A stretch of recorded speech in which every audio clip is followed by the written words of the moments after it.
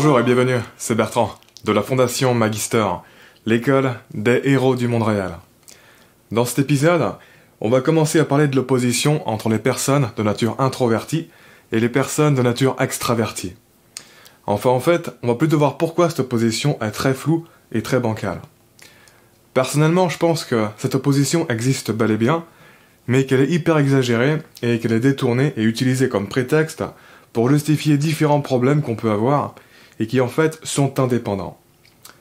Pour moi en fait, le cœur de l'opposition entre nature introvertie et nature extravertie se joue au niveau des préférences, des dynamiques développementales et notamment des boucles de feedback dont on va parler dans cet épisode. Ça ne se joue ni au niveau des possibilités, ni au niveau des limites, ni au niveau des problèmes. C'est-à-dire que quand une personne me dit qu'elle préfère être en mode introversion qu'en mode extraversion, ou l'inverse, je me dis ok, c'est normal. Par contre, je me méfie beaucoup des personnes qui ne sont pas capables d'être introverties ou extraverties et qui présentent ça comme une particularité de leur nature contre laquelle ils peuvent pas faire grand-chose. Et j'espère qu'avec cette série de vidéos, vous allez comprendre pourquoi je trouve ça suspect. Si jamais vous n'êtes pas intéressé par le sujet de l'introversion et l'extraversion, je vous conseille de rester parce qu'on va aborder des concepts beaucoup plus abstraits. Par exemple, ce premier épisode va beaucoup plus se concentrer sur l'importance des boucles de feedback sur le développement, que sur l'introversion et l'extraversion en eux-mêmes. Peu importe ce que vous faites dans votre vie, c'est super important de bien comprendre les boucles de feedback parce qu'elles sont partout. Mais tout d'abord, si vous ne me connaissez pas, et que vous vous demandez pourquoi m'écouter, je suis docteur en sciences cognitives. Les sciences cognitives, qu'est-ce que c'est ? C'est grosso modo l'étude moderne du fonctionnement de l'esprit.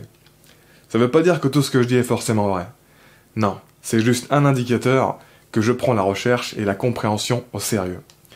Mais personne ne peut prétendre dire que des choses vraies, à part les personnes qui sous-estiment leur ignorance. Vous devez toujours garder un esprit critique. Pour moi, en fait, cette opposition entre introverti et extraverti, elle ressemble beaucoup à l'opposition entre gaucher et droitier. La plupart d'entre nous, on est beaucoup plus habile avec une main qu'avec l'autre. Mais le tout est de comprendre pourquoi. Pour moi, clairement, quand ils ont un âge avancé, la grosse différence entre un droitier et un gaucher, en termes de maîtrise des deux bras, elle vient pas de leurs inclinations initiales. Elle vient pas de la configuration initiale de leur cerveau. Non, la grosse différence, elle vient de leur image d'eux-mêmes et de leurs habitudes. Après, le truc c'est que quand on est tout jeune, nos inclinations initiales vont avoir un impact bien souvent décisif et durable sur la tournure de la trajectoire développementale de nos habitudes et de notre image de nous-mêmes. Donc ne pas considérer le pouvoir des inclinations initiales serait vraiment stupide et irréaliste. Comme je vous l'expliquais dans l'épisode 84, des petites inclinations initiales peuvent avoir des conséquences énormissimes sur le long terme, étant donné l'amplification causée par des boucles de feedback. Mais, du coup, il faut bien comprendre qu'à part au tout début, ce n'est pas les inclinations initiales qui jouent, ce sont les boucles de feedback. Les boucles de feedback, ça renvoie à l'idée que quand tu as un retour positif vis-à-vis d'un engagement dans lequel tu es, ça va le nourrir et t'encourager à te développer dans cet engagement au détriment d'autres engagements qui, eux, n'en vont pas être nourris. Et plus tu vas continuer dans cet engagement, plus tu vas t'améliorer et avoir des facilités dans cet engagement, et donc plus tu vas avoir de feedback positif, plus tu vas alimenter cette dynamique. Autrement dit, tu vas être pris dans une boucle de feedback qui va nourrir et amplifier l'inclination initiale que tu avais pour cet engagement. L'entrée nourrit la sortie nourrit l'entrée. Tu vas être pris dans une spirale. Et ainsi donc, avec la manualité, à partir du moment où tu utilises une main pour tout faire au début de ta vie, tu vas rapidement devenir tellement meilleur avec cette main qu'avec l'autre, la différence va se creuser, si bien qu'il ne sera même plus question d'utiliser l'autre. La préférence, au début petite, va devenir énorme. Comme je vous l'expliquais dans l'épisode 84, il y a un exemple qui démontre clairement le pouvoir amplificateur des boucles de feedback sur la trajectoire développementale de notre vie. Et je vais vous le réillustrer. En fait, quand on est enfant, en général, quand on fait du sport, c'est avec les enfants qui sont nés la même année que nous. Et en fait, à un certain âge, dans une même classe, il y a une grosse différence de développement et de maturation biologique entre les enfants qui sont nés en début d'année et les enfants qui sont nés en fin d'année. Une grosse différence qui fait que ceux qui sont nés en début d'année sont naturellement un peu plus forts et plus habiles que ceux qui sont nés en fin d'année. Non pas parce qu'ils sont intrinsèquement plus talentueux, mais parce que leur système moteur est tout simplement plus développé. Mais le truc, c'est qu'en percevant cette nette différence de performance relative sur les autres enfants, Tout le monde, y compris les adultes, vont dire de ces enfants qui se démarquent qu'ils sont les meilleurs, qu'ils sont faits pour ça, qu'ils ont un don, etc. Alors qu'au fond, ce qui fait la différence, c'est juste une question de maturation assez basique de l'organisme. Mais cette démarcation relative, ça va être le début d'une boucle de feedback infinie qui va amplifier leur avantage et lier à tout jamais l'identité et l'histoire de ces enfants avec le sport en question. Ça va pratiquement sceller leur destin en fait. Et c'est pour ça que beaucoup de joueurs professionnels adultes de certains sports qui se pratiquent à l'école avec les autres enfants nés la même année sont des personnes qui sont nées en début d'année plutôt qu'en fin d'année. C'est-à-dire que ce sont des personnes qui sont probablement rentrées dans une boucle de feedback positif quand ils étaient jeunes à l'école, des personnes qui ont ce type d'expérience identitaire, créatrice de destin. Et ça a conditionné tout le déroulement de leur existence ultérieure, si bien qu'ils sont devenus joueurs professionnels. Ça leur a créé un destin qu'ils ont poursuivi. Plus concrètement, voilà ce qui peut se passer. Au début, un enfant qui est un peu meilleur que les autres à un jeu va prendre un peu plus de plaisir que les autres à jouer à ce jeu, et donc il va y passer plus de temps. Comme il va y passer plus de temps, il va progresser plus vite que les autres. Au bout d'un moment, il va lui-même se rendre compte qu'il est meilleur que les autres. Sa confiance et sa croyance en lui vont augmenter, donc ça va créer un feedback positif qui va lui faire apprécier le jeu et l'encourager à faire plus d'efforts dans ce jeu. C'est ce qu'on appelle le winner effect. À un moment donné, les coachs vont voir que cet enfant est meilleur que les autres, et donc ils vont lui porter plus d'attention. L'attention supplémentaire que va avoir cet enfant va amplifier la différence avec les autres. L'enfant lui-même va voir que les coachs lui portent plus d'attention, et donc il va se dire que c'est parce qu'il est spécial, ça va devenir beaucoup plus important pour lui de se concentrer et de s'entraîner, et il va se sentir plus confiant. Ce qui fait que rapidement, il va jouer encore mieux et se démarquer davantage des autres. Ce qui va créer un autre feedback amplificateur.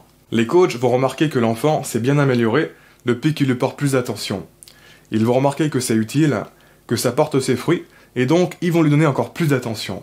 L'enfant va se dire qu'il doit vraiment avoir un super potentiel pour que les coachs lui donnent autant d'attention, ce qui va nourrir davantage sa prise d'action. De plus, assez rapidement, les autres enfants vont commencer eux-mêmes à respecter cet enfant, le considérer comme le boss, et lui porter beaucoup plus d'attention qu'aux autres. Ils vont le considérer de manière spéciale.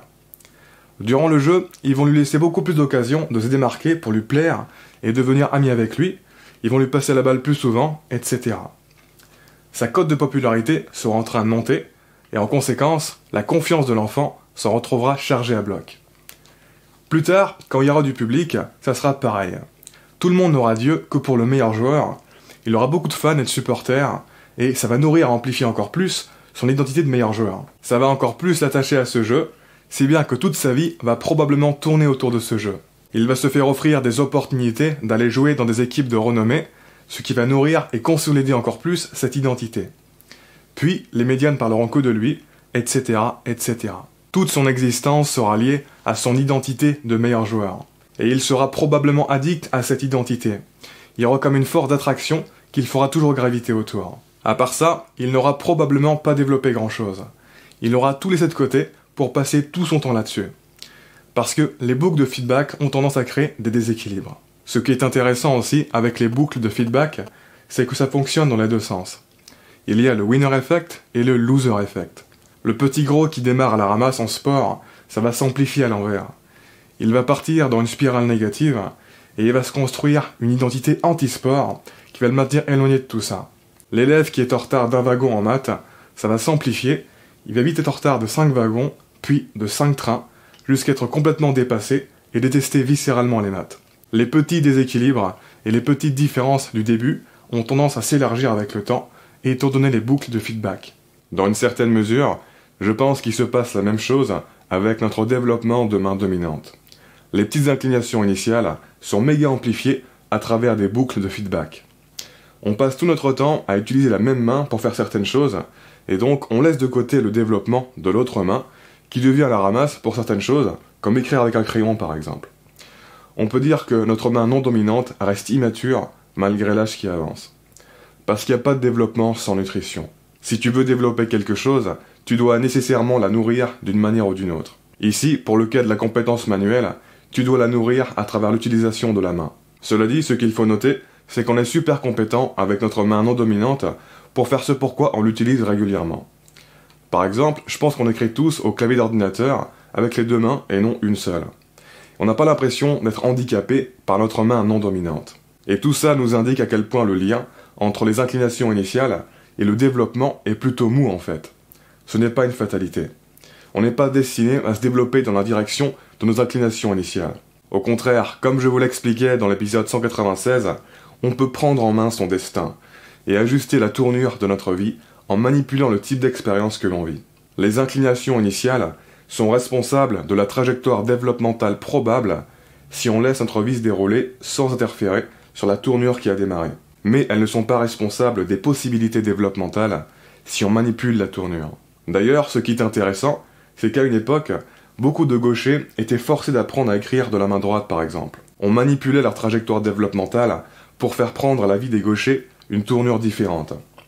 Et même si beaucoup d'entre eux vous diront qu'ils sont de faux droitiers et qu'ils ont été forcés à être droitiers, la vérité c'est que maintenant, la plupart d'entre eux ont de gros doutes.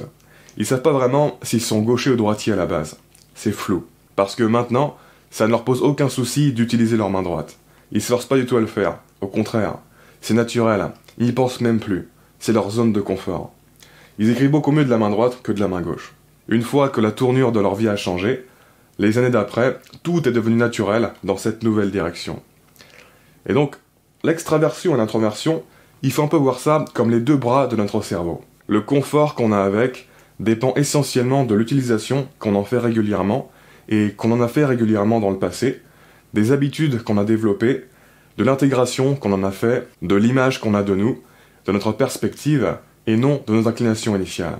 La raison pour laquelle on croit que ça vient des inclinations initiales, c'est parce que, étant donné les inclinations initiales, on va avoir tendance à développer tout le reste dans la direction de ces inclinations initiales si on fait rien pour interférer. Mais encore une fois, ce n'est pas une fatalité. Peut-être que c'est vrai que si tu es droitier ou gaucher, tu ne peux pas devenir aussi fort avec ta main non dominante qu'avec ta main dominante. Admettons. Mais, par contre, ce qui est sûr, c'est que tu peux développer un très bon niveau avec ta main non dominante si tu l'utilises au quotidien pendant plusieurs années. Le réel obstacle, en fait, c'est que si tu sais tout faire avec ta main dominante, tu n'as aucun intérêt substantiel à t'embêter à apprendre à utiliser ta main non dominante. Tu n'as pas suffisamment de levier.